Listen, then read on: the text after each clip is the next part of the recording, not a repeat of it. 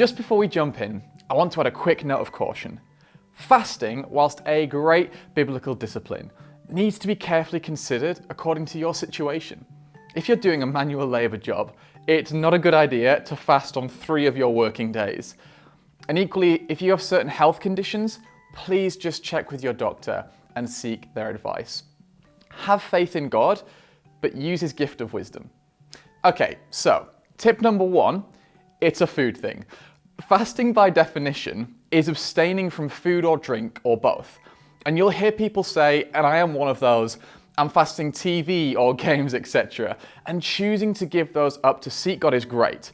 However, it's not technically fasting by definition. To fast is to forgo food, water, or both for a certain period of time to press into God with prayer. 3 types of fasting you could try are a regular fast, which is going without all food and liquids except water. And this is usually the main one people do. A partial fast is what we see Daniel do in the Old Testament, choosing certain foods and drinks to go without, usually for a longer period of time.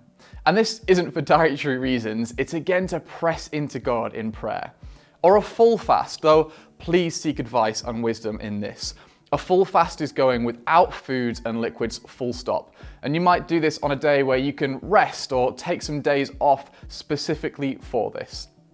Tip number 2, build up. If this is something you're brand new to, build up to longer periods of time. You might choose to fast 1 meal, then 2, then a day, then 2 days, etc. You get the idea.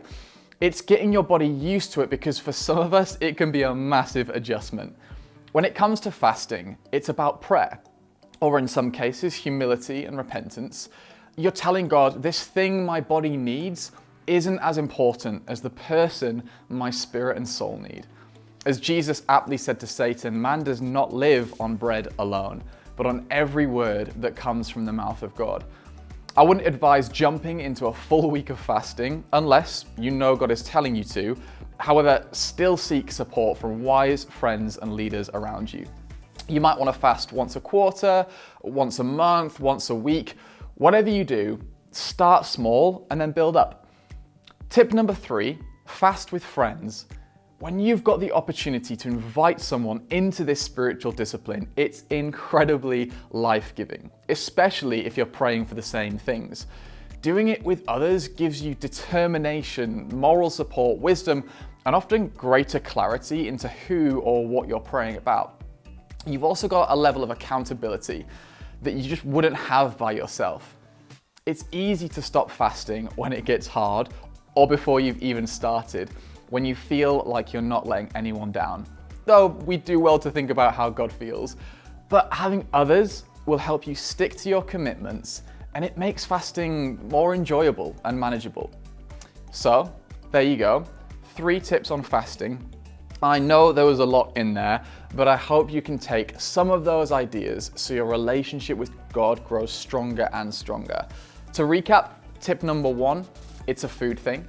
Tip number 2, build up. And tip number 3, fast with friends. You'll find further resources to help you in fasting in the Discover More section of this episode.